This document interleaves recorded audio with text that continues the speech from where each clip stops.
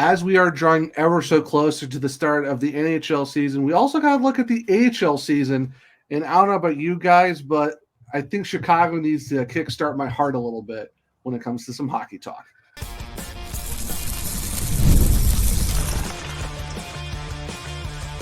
You're Locked On Hurricanes, your daily podcast on the Carolina Hurricanes, part of the Locked On Podcast Network, your team every day.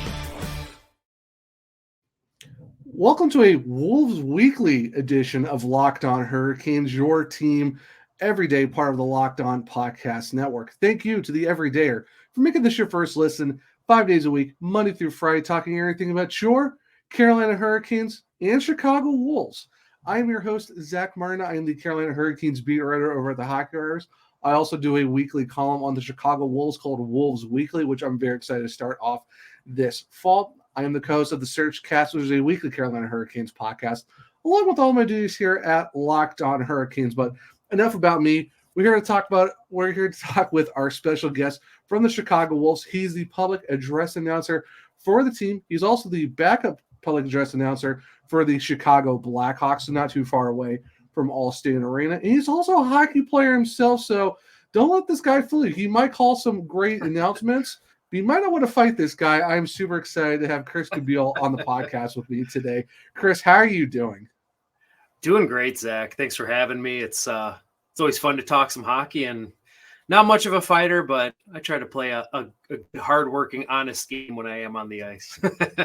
Hey, everyone's got their role. I'm just the guy on the bench just going, yeah, cool, great, don't get hurt. I'm not much of a skater myself, but hey, you know what? Someone's got to do their thing. And I have to say real quick, though, the background you got with the wall paint and the jersey in the back, very, very nice. Very nice. Thank touch. You. Yeah, so anyone who's not on the YouTube side of things, Chris has a very nice background, which I would definitely highly recommend checking out. It is very cool. You can never go wrong with a very nice Chicago Wolves jersey in the background. And that's what today's episode is going to be talking about. We're going to talk about what Chris does with the team itself and just everything that goes on to the atmosphere of Allstate Arena, because if you ask me, and bias or unbiased aside, probably the best ever introductions or just atmosphere at an AHL arena. We also get to talk about the Wolves and Canes reuniting, again, from an inside perspective from the AHL team. And then we get to talk about prospects, who to watch out for, and kind of talk about what Chris's thoughts are on the 24-25 season. But before we get into all of that today, now through September 22nd, all FanDuel customers can bet $5 and get a 3-week free trial of NFL Sunday Ticket from YouTube and YouTube TV. Just visit FanDuel.com/lockedon to get started. Now, Chris, I know we're kind of like preparing for the show, trying to figure out what days and stuff like that we want to talk about. And I actually what specifically do we need to talk about? Because I don't want to miss any. I want to do you and the team a whole lot of justice on this first ever Wolves Wednesday of the podcast. And you mentioned talking about the atmosphere of Allstate Arena. And for those who don't know, this is probably one of the best in all of AHL, in my opinion. The fact that you got Kickstart My Heart by Motley Crue, absolutely electric, and the pyrotechnics and all that stuff. Like, what goes into all of that, just being as the crew getting all that set up, ready to go to kind of kickstart, as they would say, a hockey game at Allstate Arena? Well, first off, we have an awesome crew.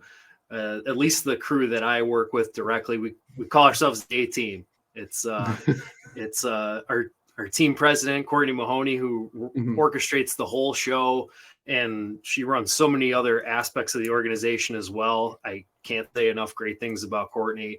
And then to my left, in the bubble that we work in at the west end of the arena, we've got two Daves. Dave Geigel, our awesome sound guy, and Dave Johnson, who is our Dave Johnson, aka John Rebel.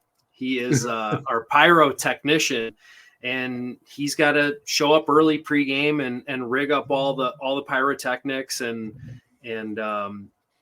he's pushing the buttons during the opening show, coordinating with the music, because it's a choreographed pyrotechnic show that's happening with the music, with the video on the Jumbotron. I don't know how they do it, but it's awesome every game. And I mean, I've done a couple hundred Wolves games already at this point. So I've seen the opening show plenty of times, but it still gives me goosebumps. It still gets me fired up to go, gets those butterflies going to announce the starting lineups. And I mean, it's awesome. So it's really cool whenever I'm experiencing it and I see the fans with their phones out recording and just eating it up, because it's the best. It's such a great intro. Oh yeah, it's so electric, and you kind of like, everyone's got access to AHL TV and stuff. Like you kind of see some introductions here and there, and there's just a generic. Here's the video, here's your starting lineups and stuff like that. But it's something about the Wolves and just the way they take it to that next level of, nah, man, we're gonna throw out a concert before the hockey game. So here's like your appetizer before the main event. It's like a hockey game broke out in the middle of a concert, is what it seems like sometimes too. But I mean, and you said you do the starting lineups and public addressing. What got you, like, have you always wanted to do that? How did you kind of break into that? Like, what's your journey just being able to do 200 plus Wolves games so far in your career? So I've always wanted to be in sports in some aspect, probably since I was in high school. But in college, I realized I wanted to get into broadcasting. I thought I was going to get into sports talk radio. I actually did an internship at the sports station in town. A friend of mine who I was working a part-time job with at a hockey store, his dad was actually running a local tier 3 junior team. And when I was 20 years old, I got my first experience of calling play-by-play and absolutely loved that.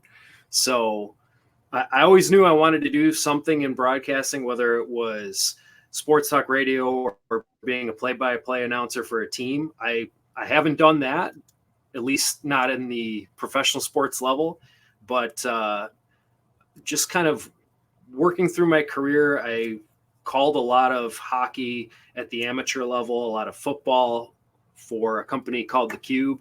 It's not around anymore, but I did a lot of live play-by-play broadcast streamed to the internet. And this was in 2012, 2013, when video streaming was kind of just becoming a big thing. So I was fortunate enough to get a lot of experience doing webcasts of football, hockey. I did some wrestling. That was really tough because I don't know much about wrestling. Volleyball games, I feel that, you name it. And then just kind of having that experience, one of my good friends who I worked with calling all the high school sports and kind of the amateur travel sports, a guy by the name of Jim Leo, he's actually currently the public address announcer with the Rockford Ice Hogs. He also did public address in professional baseball. And at the time, there was a team, and they're still around, great Frontier League baseball team called the Joliet Slammers, who needed a public address announcer. So he got me into that. This was 2016. And that summer, it was the first time I got into doing some public address work, and it was actually in baseball. So I did a summer of pro baseball, and then the following year, Jim also does public address with the Chicago Steel in the USHL, and a couple times he needed somebody to fill in, so I filled in for him over there. So that was the first time I did hockey PA, and from there, this was the probably February of 2017. I filled in for him. Following summer, there's a job post online, and it's for a public address announcer for Wolves to take on about half the games. So I auditioned for it after a friend reached out to me, and he said, "Hey, this is all you. You should apply for this." So I did, and sent in a little YouTube demo, just read the script that they provided for the audition. And sure enough, I got an email a few weeks later and was called in to do a live audition at the arena in the middle of summer. And it's kind of funny. I'm doing starting lineups for the Chicago Wolves while there's a basketball court inside the All-State Arena in the middle of August. But yeah, a little surreal, right? Like okay. Yeah. long story short, the next day I got a call from Courtney saying, "Hey, you've got the gig." So the 2017-18 season was my first with the Wolves. I think I did about half the games. And then this was at the time where my predecessor, Gordon Scott, who was announcing for the Wolves, he was leaving. And at the end of the season, I was told, "Hey, if this is your gig next year." So that was another surreal moment as the season had wound down. So here I am. The 2018-19 was my first full year, and I've done almost every game ever since, and it's been awesome. It's been a blast. So can't say enough great things about my time with the Wolves, and I'm happy it continues. Yeah, no, that's awesome. Yeah, it's funny, like, because I've talked to other PA guys who've, like, like Wayman are down in with the Hurricanes, like wrestling and kind of like progress into hockey and stuff like that. Miles Conrad, who does the PA announcement for the Charlotte Checkers, his story is a little bit different too. So it's funny how you see, like, going from, like, you're starting in one sport you never think you would do, and then you eventually get to one where it just somehow clicks and stuff like that. When you talk about streaming for college sports, I totally feel you there, because I did one summer or one season of the school by college of Youngstown State did the women's soccer team, and this was on Horizon League on the website. And it's like, it's very surreal for sure to be like, okay, I got to do play-by-play. I hope I do a good job. So yeah, I totally feel you there. It's like, okay, don't mess this up, especially for a sport you – like, I played soccer, but being on the opposite side of it, of like trying to call games, it's like, okay, let's see how this works out. There's a rush to it though. Once you're live and you're live and you're just you gotta describe what's happening to whoever's listening out there. You've got a responsibility, and it's in a way that's a little bit of pressure on you, but at the same time it makes it fun. So I don't know if I'm articulating that as well as I could, but I feel like that was great. To do a good job, you want to be maybe like 10% nervous. Yeah, if you're not nervous, like, are you yeah, if you're not nervous, are you okay? Because I mean, and for you, like, so, like, what's it like going, like, day, like, I know how the schedule is kind of all over the place sometimes for you guys, a lot of weekend games, sometimes you get middle of the week games and stuff like that too. But, like, what's it like just, when it's actually game day? Like, how do you kind of prepare yourself to be like, get in the zone of, doing your thing, public addressing for the Wolves, and just kind of, going through the process of all that? And just, like, what's that like for you, depending on whatever the game day is? So throughout the week, I'm usually I'll do it by the week, where I'm preparing for whoever our opponent or opponents are going to be.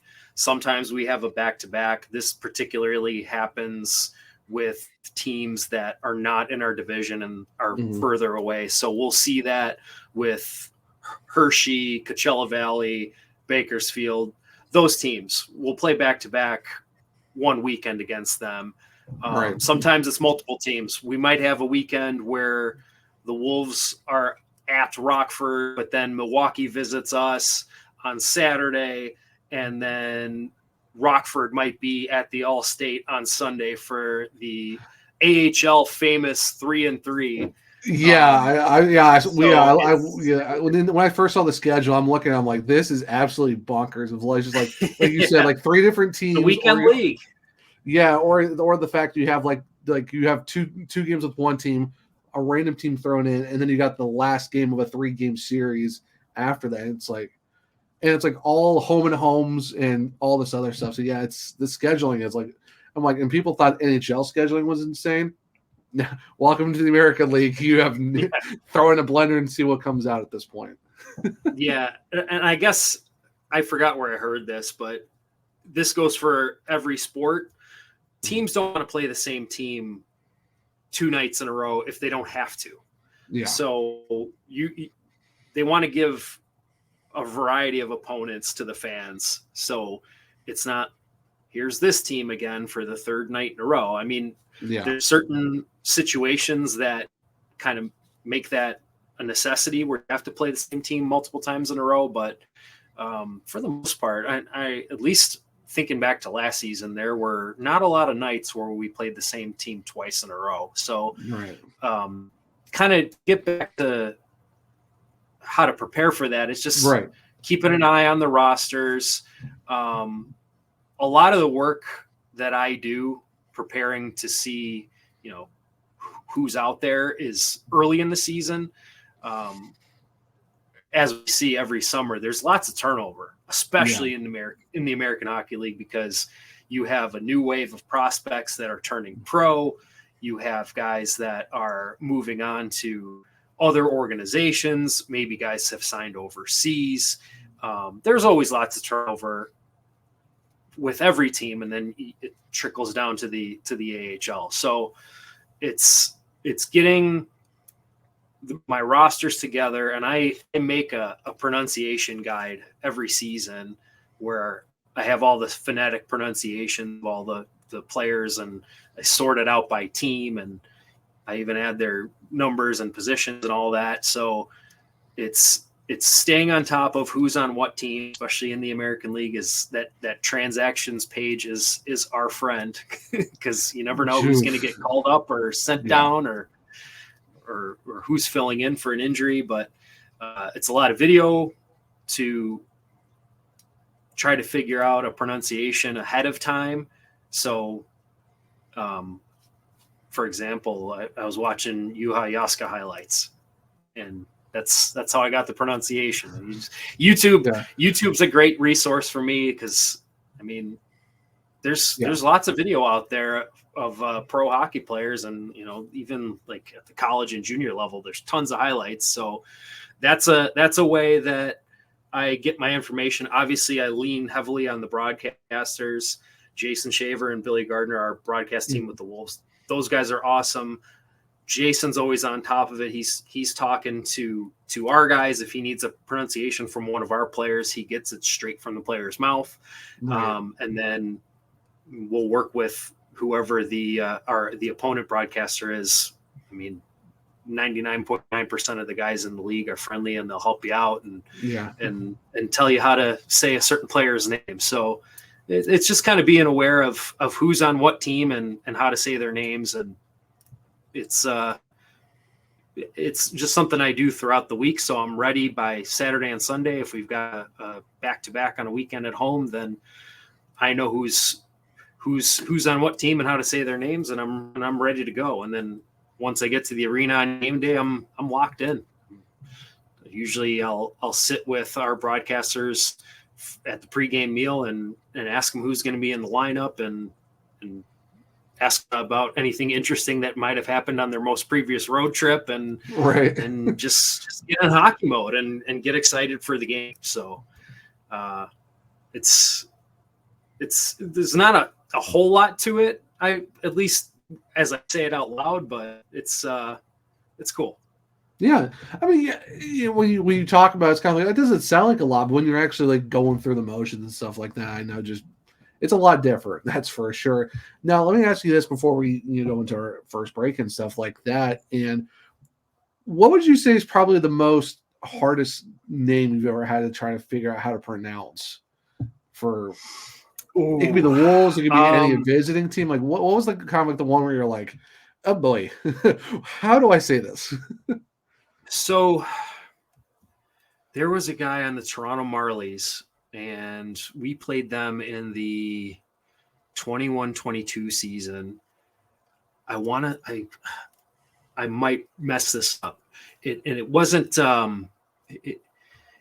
a particularly difficult name, but I just needed to make sure that I wasn't butchering, because it's a long name. I believe his name was Semyon Durargachintsev. Like, it was a hyphenated last name. Oh yeah. Oh, it is a very long hyphenated last name. I don't know if he's still with the Marlies, but he was with Toronto a couple seasons ago, and they were in town on our schedule. And that was one where you pause and make sure make sure you enunciate so you don't step all over the poor guy's name.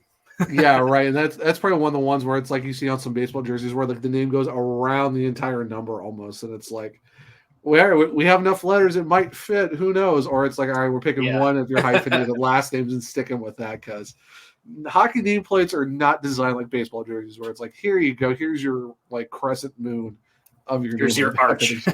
Exactly. Yes. Unless it's the Red Wings. Unless it's the Red Wings, they do that nice arching Yeah. text. I've always Yeah, thought that was cool. Yeah, you gotta get the Red Wings credit. They somehow are very innovative in some of the things that they do for sure.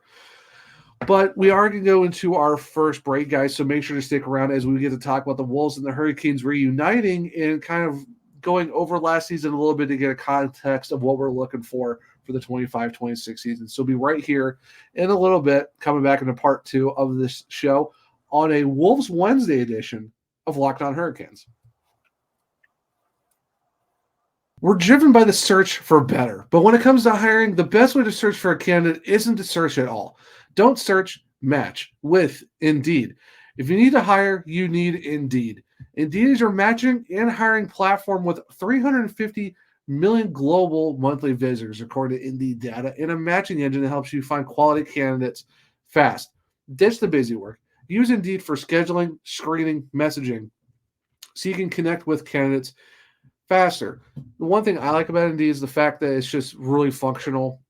What jobs you're searching for, adding what certificates, degrees, and just all the other stuff you need to make your resume look great. But even on the business side of things, being able to know what you're looking for in a candidate, and if you do that, and with leveraging over 140 million qualifications and preferences every day, Indeed's matching engine is consistently learning from your preferences. The more you use Indeed, the better it gets. Join more than 3.5 million businesses worldwide that use Indeed to hire great talent fast. And listeners of this show will get a $75 sponsored job credit to get your jobs more visibility at Indeed.com/lockedon. Just go to Indeed.com/lockedon right now and support our show by saying you heard about Indeed on this podcast. Once again, that's Indeed.com/lockedon. Terms and conditions apply. Need to hire? You need Indeed. Welcome back to a segment 2 of Locked On Hurricanes, your team every day. So at the end of segment 1, we're going to talk, we kind of tease a little bit about the Wolves and the Hurricanes reuniting. And Chris, like, what were your initial thoughts when you kind of heard the news breaking that the Wolves and the Kings are coming back together for a new 3-year affiliation contract after being independent last season? So it didn't come as a huge surprise. Anybody that was close to the Wolves or close to the Hurricanes, there was a lot of chatter kind of going back to the middle of last season, because I think both the Wolves and the Hurricanes quickly found out that it really wasn't an ideal situation for anybody. Right. The Canes wanted to know where their prospects were going to play and how much ice time they were going to get. The Wolves had the challenge of building out a roster without having many affiliated prospects. And as you know, with the AHL's veteran rule, that's tough to do, is to build a roster when you have to work within those constraints and you don't have an NHL team feeding you players.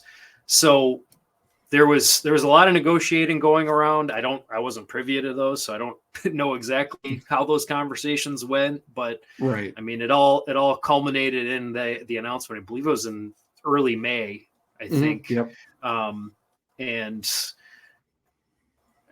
not a lot of people were surprised. I think it was almost relief that something got done and that it wasn't going to be the same situation.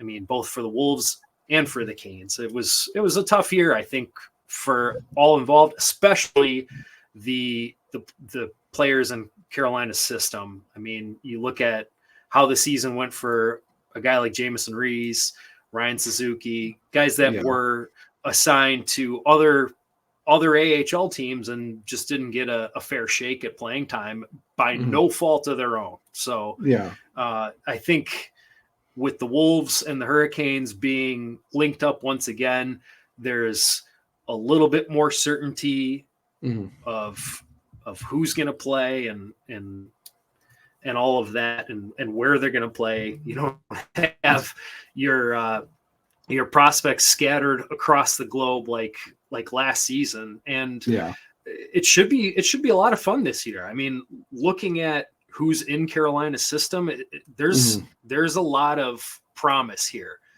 Is everybody going to turn pro and be great? Probably not, but there's a lot of potential here.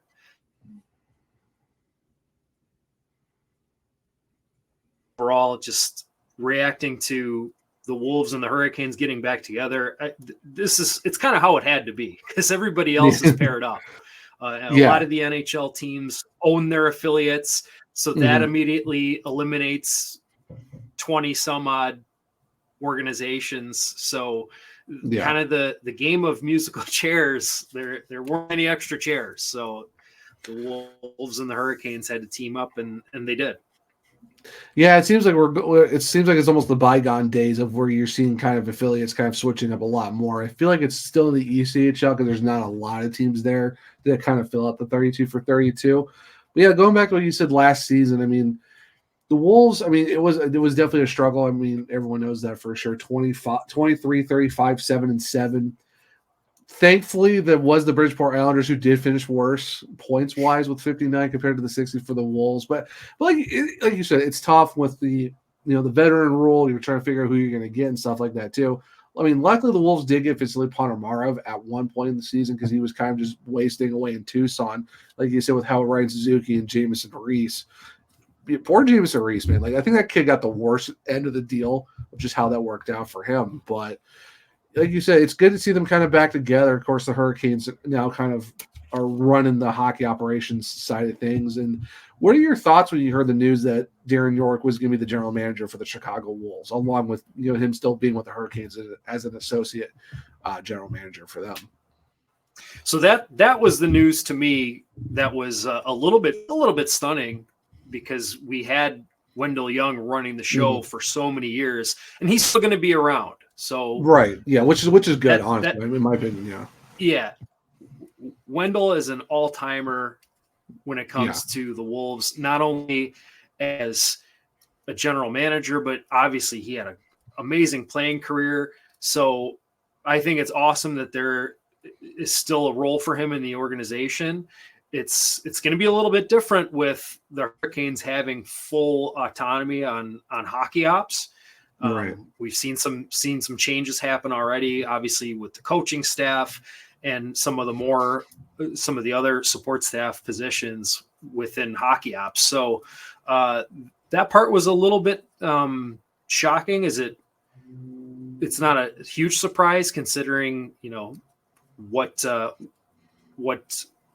the Hurricanes probably wanted with getting back into this agreement. Right. But I think in the long run, I'm excited to see how it all plays out. Yeah, no, and the fact of how good Darren York has been in terms of with amateur scouting, the draft for the Hurricanes and stuff like that. And I know we talked about, kind of mentioned the prospects a little bit. I know we're going to talk a lot more about them in the next segment. But yeah, I think it's definitely. I think that was a kind of surprise to a lot of people too, even for Hurricanes fans. It's like, okay, you're not used to kind of seeing the Hurricanes kind of having like more hands in the pots of how they want things to get done in Chicago. So yeah, that's definitely going to be interesting for sure. But I think just it's nice being the fact that we got the affiliation back again. The Wolves are going to get the influx of the prospects that everyone hopes to do, and then of course, I mean, when you're talking about the Chicago Wolves, the first thing you think of is Calder Cup playoffs. I mean, five-time league champions. Of course, we're talking IHL and the Calder. So I think it's been. I know it's probably weird for you guys for sure not seeing Calder Cup playoffs for the last couple of years. But what's that feeling knowing that you are going to get that influx? Like how are the vibes around the team right now? Like, is it like, okay, Calder Cup playoffs might be in our picture this season rather than how it was last year, trying to kind of transition into an independent? Like, what's that all like right now, just with knowing what's potentially coming down the road? I think from what I see from at least a lot of the fans that I interact with online, it's optimistic, but it's also wait and see, because it's going to be a very young team. Right. it is exciting because there is going to be a level of depth. I mean, you look at the defensemen that are going to be returning combined with the influx of the young guys, like say Scott Morrow. If he doesn't make the Canes, he's going to be a top pair defenseman on the Wolves. And then you have free agents like Riley Stillman that will very likely be around. So you have some depth on D, should be some depth at goal, and you've got all these young forwards that are going to be up front for the Wolves. So if they can all adjust to playing the pro game, playing in North America, whatever adjustment that they're going to have to make, this could be a very good team. But it's at least for me, let's see how it all comes together, because it's almost like we're starting fresh once again, even though it's only a season removed from being affiliates between the Canes and the Wolves. It's almost it's like we're starting from scratch again. Yeah, it definitely seems like that too, because like with Vasily Parov gone now, and you're kind of getting some of the older guys that you've had before back. Like you said, you get Riley Stillman, who's got a lot of great just experience in the AHL. Maybe Tyson Josiah Slavin. You saw what he did with the Rockford Ice Hawks. You don't have to worry about that anymore. He's with Chicago. Joakim Ryan's coming back from Malmo in Sweden. So yeah, it's like you're kind of looking at all in Dominic Fensor and the forward core and all that stuff with Jackson Blake and all them. So yeah, like you said, it's going to be an influx of those guys, but having some guys who've got some AHL experience. And one guy we haven't really talked about yet, and I think this is going to be the big development for the Wolves, especially with team development and being kind of like the guy to talk to, Cam Abbott. Like, what are your thoughts on him being named the head coach of the Chicago Wolves, especially after all the success that he had with Rogla BK over in the SHL, winning the CHL over there, winning the league title and stuff like that, and also having guys like Niles Hoglander, Moritz Seider, kind of being taught there and now being in the NHL. Like, what's that feeling like, knowing you have a guy who's knows how to develop players being the new bench boss for the Wolves? I think it's exciting. I mean, there's always been an emphasis on winning games and developing players as long as I've been around the Wolves. And this sounds like this is the goal. We want to develop players and win games along the way. And everything I've heard about Cam is awesome. I think what is really going to be helpful to everyone involved is it seems like he's really on the same page with what the Canes want to do at the NHL level and implementing that with systems and style of play with what the Wolves are going to be doing. So it seems like Cam and Rod are aligned. Cam and Rod Brendamore. So yeah, it's going to be interesting to see how the team shapes up and how they start, how they face adversity. But it's an exciting time, and I think everybody's looking forward to seeing Cam a little bit more and learning his personality and all of that. No, most definitely, for sure. So we did talk about them a little bit. I know we talked about some specific players and stuff like that, but I think we're going to go into this next break real quick. And when we come back for segment 3, I think I'm very excited to see who you're kind of looking forward to watching for the Chicago Wolves this year, and of course get your thoughts on what you're hoping for the 24-25 season for the Wolves. So for everyone who's listening and watching, stick right here for segment 3 on a Wednesday, Wolves Wednesday edition of Locked on Hurricanes. You've heard us talk a lot about FanDuel, America's #1 sportsbook. Well, we have something a little different for you. Now through September 22nd, all FanDuel customers can bet $5 and get a 3-week free trial of NFL Sunday Ticket from YouTube and YouTube TV. Then with a YouTube TV base plan, you'll be able to watch every regular season Sunday afternoon out-of-market game. All you need is a Google account and a current form of payment, and you can cancel at any time. Just visit FanDuel.com/lockedon to download America's #1 sportsbook. Welcome back to segment 3 of Locked on Hurricanes, your team every day. So at the end of segment 2, we were kind of teasing of what certain prospects to keep an eye on in terms of Chris's opinions, and we're also going to get his thoughts on what he's hoping for and what could possibly be a very exciting 24-25 season for the Chicago Wolves. Now, Chris, I know we kind of mentioned Scott Morrow. We also did, with Jackson Blake and a bunch of these other guys. Who are like the couple guys that, like 2 or 3 guys that you're kind of like really excited to watch this year and kind of keep more of an eye on as the season progresses for the Chicago Wolves? I think I definitely have to start off with Scott Morrow. I think that's a guy that Canes fans are really excited about. Oh yeah. With a defenseman turning pro coming out of the NCAA, as good as the NCAA has gotten at that level of competition, I think especially with a defenseman, it probably is going to take some time developing in the AHL before he becomes a full-timer with the Canes. We could be surprised. He could have an awesome camp and stick with the Hurricanes, but if we're playing the odds, I feel like Morrow will be on the Wolves and he'll be a top pair guy. And I mean, anybody that's seen him play his college highlight reel is incredible. The guy is stick handling, the passing, the vision. He's got a good shot. That's a dynamic defenseman that I'm really excited to see. And I mean, between just organizationally for the Canes, there's a lot of depth on defense. I mean, the Wolves are going to be returning some familiar names that are affiliated with the Hurricanes, with Finsori and Seeley, and we may see Antoni Honka come back.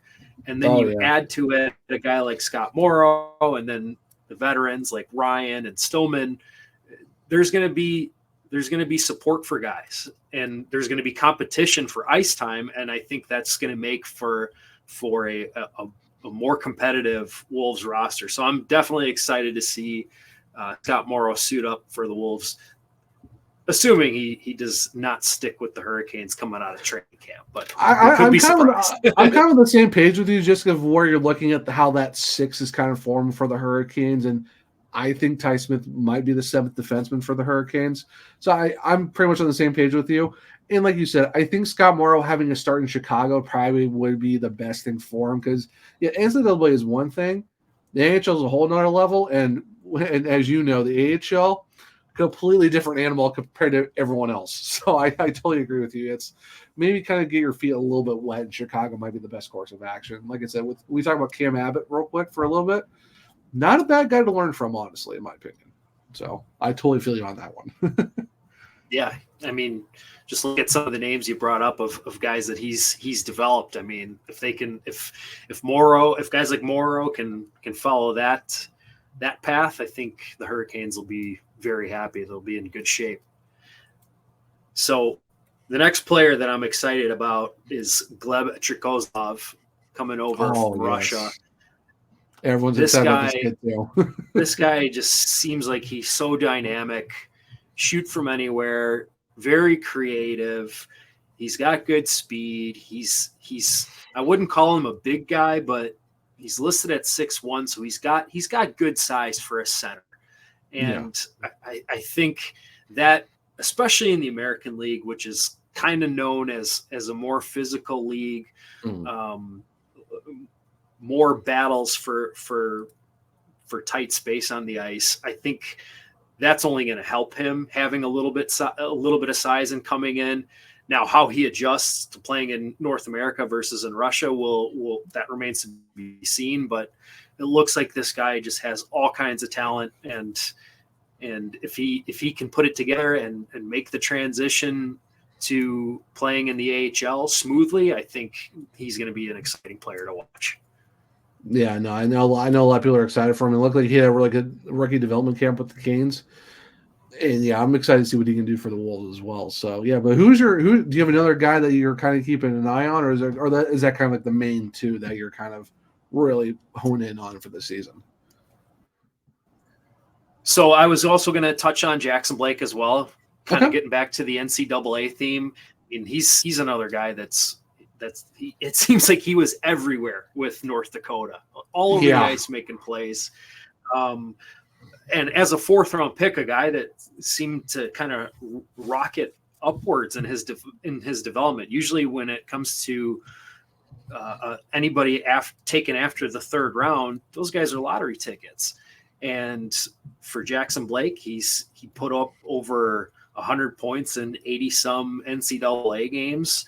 Yeah. And he got a taste of the NHL at the end of the year for the Canes. So it's going to be exciting to see what he's going to be capable of as he turns pro. So those are kind of, it's probably kind of some obvious answers, as those are guys at the top of the Hurricanes prospect pool, but nonetheless, like it's time to see what they've got. So I totally agree. Hey, when you get a 60-point Hobie Baker finalist joining your team the next season, I don't see anyone scoffing at that, because now you know it's like, okay, this guy is going to be top 6 minutes. He's going to be dynamic. Let's see what he can do in Abbott's system, which is, like you said, it's going to be the same thing as Rod's. And from what I've heard, Blake almost fits that system probably better than almost anyone. And we're also talking like Bradley Nadeau, who's another NCAA guy who may or may not be with the Wolves, just because of how the roster is kind of shaped in Carolina. So that's a toss-up. But yeah, Blake, like you said, it's obvious, but I mean, come on, who's not excited to watch this guy in some Wolves colors this upcoming season? So it's definitely a lot. It's going to be a lot of fun.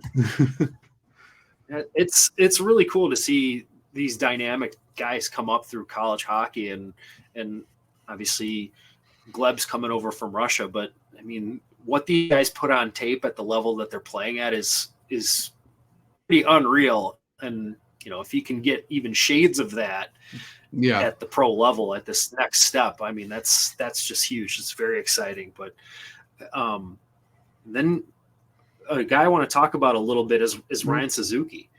Wolves fans are very familiar with him.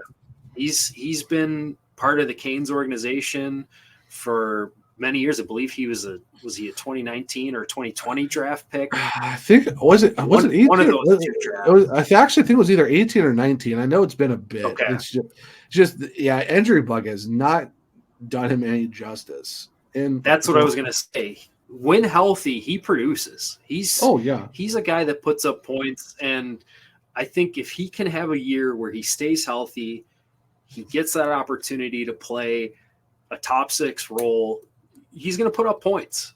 So I'm excited to see Ryan Suzuki back with the Wolves, and who knows, if things go right, maybe he gets an opportunity to turn pro, not to turn pro. He's already a pro, but go up and play with the Carolina Hurricanes. I mean, he's still fighting for that chance to be an NHL player.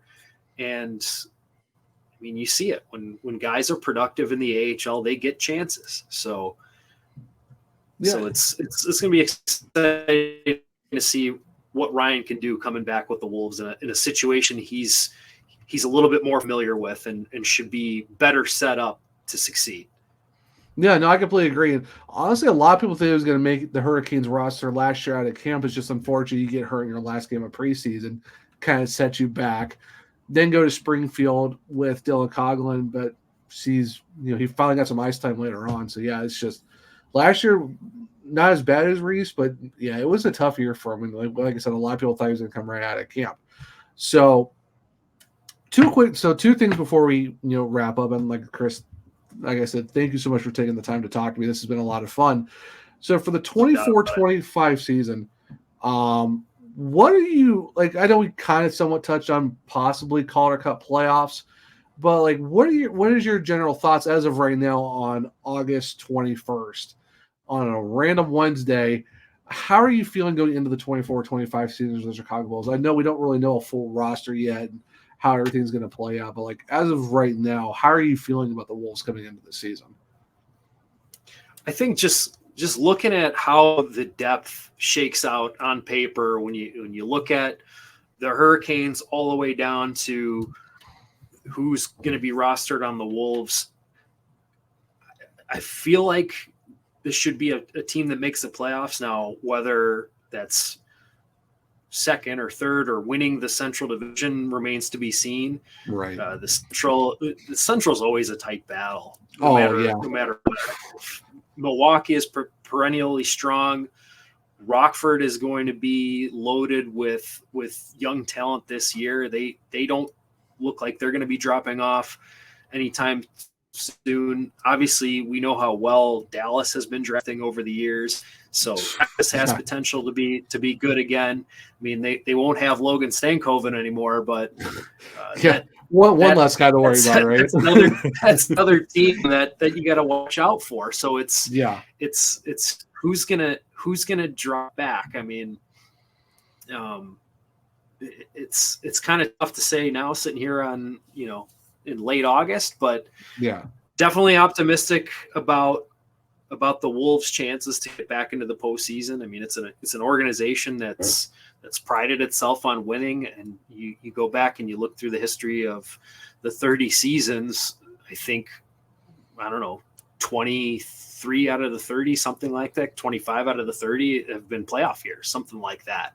I don't know the exact number off the top of my head, but I mean, to be out of the tournament 2 years in a row it was tough. Very weird. Very weird. So, very weird for sure. So I think everybody's itching to be playing hockey into, late April and into May and maybe even June. But it should be an exciting year. I mean, obviously you got to have health on your side. Mm-hmm. That goes for both the Wolves and the Hurricanes, because obviously if you got an injury with the big club, somebody's getting pulled up.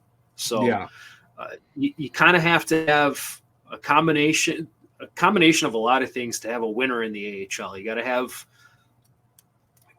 guys that are bought into their roles, whether that's rookies, the young guys, or your veterans that have been around the block. You got to have the fortune of good health and then seeing what happens out on the ice. But I feel like this team's going to be in the playoffs. How far they're going to go, can't really tell you today on August 20th, but we'll see. I'm excited. I'm optimistic. And I feel like most people would kind of echo that sentiment. No, I totally agree 100%. And the last thing before we let you go, I know we're hoping for the playoffs again. And my question for you is I think the Wolves will make it, but now here's the thing.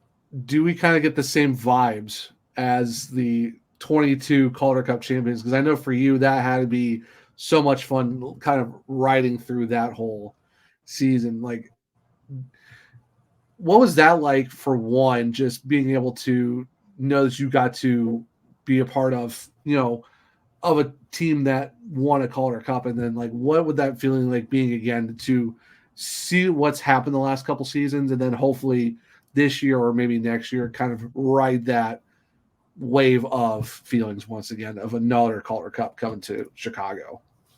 That was, I mean, the 21-22 season was such a ride. I think everybody expected that team to be good, but they were like historically good. Oh yeah. I mean, everybody knew it was going to be a good team when Andrew Podorowski was signed. I mean, everywhere that guy goes, his teams win. I don't know how he's not in the leader. How is he not in the NHL? Is my question. How is he not in the NHL? That's my main question. Like this, like, hey, maybe Warzy will give him more of a shot in San Jose this year. We'll see. Possibly. But I mean, talk about a guy that embraced his role and just ran with it was Stefan Nason. That guy scored 48 goals. And he parlayed that into being a full-time NHL player again. That was a guy that I think he scored 20 goals with New Jersey a few years prior to signing with Carolina and being in the AHL most of that year. Yeah. And he just went on an amazing run. And now he's a guy that he's a weapon as a fourth liner who can play power play too. Can play both ends of the rink and be a power forward. And I know Canes fans are going to miss him. Oh, 100%. he got himself a good contract. I can't blame him. With New Jersey, and I'm happy for him, man. I think that's And you look back to that 21-22 season where that guy just dominated. Oh yeah. Oh, you're also talking like he was 2 off of that 50-goal season. So, I know, which is wild. You look at Jack during the season, and he hadn't even in the playoffs too. Jalen Chatfield, no, he just signed a new 3-year, $3 million extension with the Canes. Pierre Kochetkov is your goalie. Like, come on.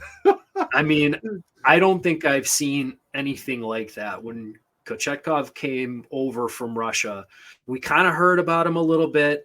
He's a second-round pick of the Canes. He was putting up good numbers on a team that was losing, so that usually tells you that the goalie is keeping things afloat for the team, even if they're not winning.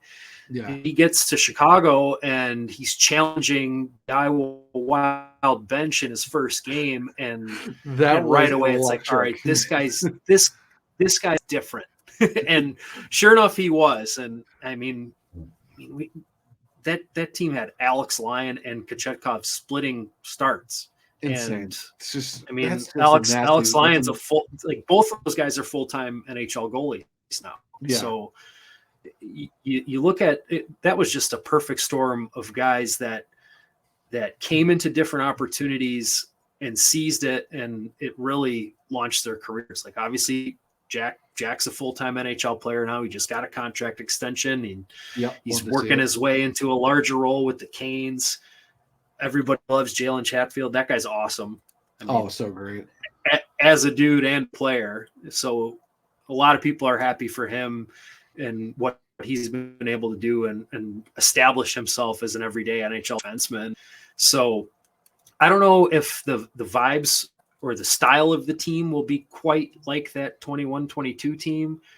But if everything goes right, I think you're going to see a team that's led by youngsters that kind of burst out onto the scene and plant their flag and say, hey, we're professionals now. And this is our first act on the way to becoming future Carolina Hurricanes. And I'll add this. I think regardless of what the win-loss record looks like with the Wolves this year, this just feels like a very, very important season for the Wolves in terms of what the Hurricanes are trying to do moving forward. Because you kind of look at the offseason with the Canes, and I wouldn't call it a reload or a step back or anything like that, but you had some familiar key players leave the team, and they all got paid, deservedly so, but you can't keep everybody in a salary cap league. No. So the Canes had to pivot a little bit, and just quality free agents came in, but this feels like a time that they're really going to need some of these youngsters to develop and quickly grow into NHL players to help the 25, 26 or 26, 27 Hurricanes as they try to chase that Stanley Cup. They're still in that competitive window. You still got your Slavins and Ahos and Svechnikov and Jarvy's going into his prime now, but that kid is who's going to support those guys is the question. So yeah, I think there's a lot of guys here that are going to be kind of starting their journey towards being on the Hurricanes as kind of those support type players, or who knows, maybe things break right and you got a star coming up through the Wolves system and then up to the Hurricanes. So it feels like a big year for these kids to get established as pros and maybe move up to the NHL club in a year or two. No, I couldn't put it any better. I mean, right now you're talking a Wolves youth movement that could be making its way to Carolina. So yeah, no, perfectly said. And honestly, a great place to end it. Chris, this was so much fun. Thank you for taking the time to jump on with me and talk about Chicago Wolves. Kind of get back into the hockey mindset, especially because I know we always, like, everyone talks about the AHL, but I feel like the AHL should get a lot more shine as well, because that's a very fun league to watch. So I just appreciate you taking the time just to kind of, get your perspective from inside, the Wolves organization, just kind of getting your thoughts and opinions and everything like that. So this was a lot of fun. Just thank you for all of this. This was great. Thanks, Zach. Appreciate you listening to my ramblings and talking a little bit of hockey. Yeah. Like you said about the AHL, you're a phone call away from the show, so it's an important league. So happy to shine a light on it and shine a light on the great organization that is the Wolves. So thanks, Zach. Most definitely. Yeah, definitely a great organization. But before we let you go, where can people find you on social media and just anything that you want people to know about the Chicago Wolves that maybe they don't really know before we let you get out of here? So Twitter handle is C_Dubiel 44, Twitter X, whatever you refer to it as. You can find me on Instagram as well. Same handle. Those are the two platforms I'm most active on. I do have a kind of a behind the scenes video. If anybody's interested in what I do on a Wolves game day, I actually made a TikTok during last season of kind of like a day in the life type thing. So my handle's the same on TikTok as well. Not that active on there, but I've got some cool stuff there. But as for the Wolves, one thing I've got to say in terms of outside of just the regular fan experience, which is electric. I mean, we touched on the pyrotechnics and the intros and all that early in the game. That gets everybody going, but the charitable initiatives that the Wolves do, whether it's the Adopt a Dog nights or the community events or the specialty jerseys, there are so many great causes that this organization has been supporting for a long time. And I mean, if you want to get your hands on your favorite Canes prospects jersey when it's St. Patrick's weekend, for example, or I don't know what the jersey cause is going to be this year, but there's always a jersey that supports a cause, whether it's healthcare workers, whether we had a mental health awareness jersey in 2023. Last year was a dementia awareness jersey. So there's always a great cause to be supported, and the Wolves will usually make a beautiful jersey that'll be worn for a weekend that gets auctioned off. And I think that's one of the coolest things that we do at the Wolves. Yeah, no, I always love those jerseys. What you guys do. Yeah, the AHL really does a good way of doing those specialty jerseys. So yeah, if you're in the Chicago area or in Illinois, or if you're a fan in Carolina, want to make a road trip up to Chicago/Rosemont, however you want to go about locating the team, make sure to go check out Allstate Arena, go check out the jerseys, and just it's definitely an experience for sure. So make sure to go do that.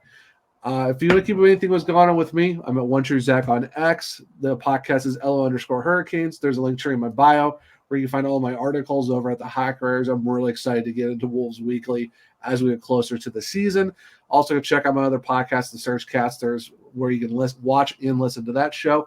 And for this podcast, there is a link to where you can listen to this podcast on all podcast platforms. Leave a 5-star rating and review. I might just read it on the show. And if you're on the YouTube side of things, make sure to subscribe, hit the bell notification so you don't miss the show. Hit the thumbs up button. Let me know that you like this episode. And in the comments section below, let me know what prospects you're looking forward to watching with the Chicago Wolves this year, or maybe an AHL veteran like a Riley Stillman or a Josiah Slavin. So let me know who you're looking forward to watching this year with your Chicago Wolves. Make sure to share this as well, because we are over 940 subscribers. We are on the road to 1,000. And if we get to 1,000, I might just do something special for you guys.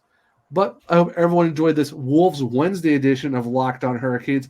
Hope everyone enjoys their Wednesday. And until next time, as always, let's go Canes and let's go Chicago Wolves.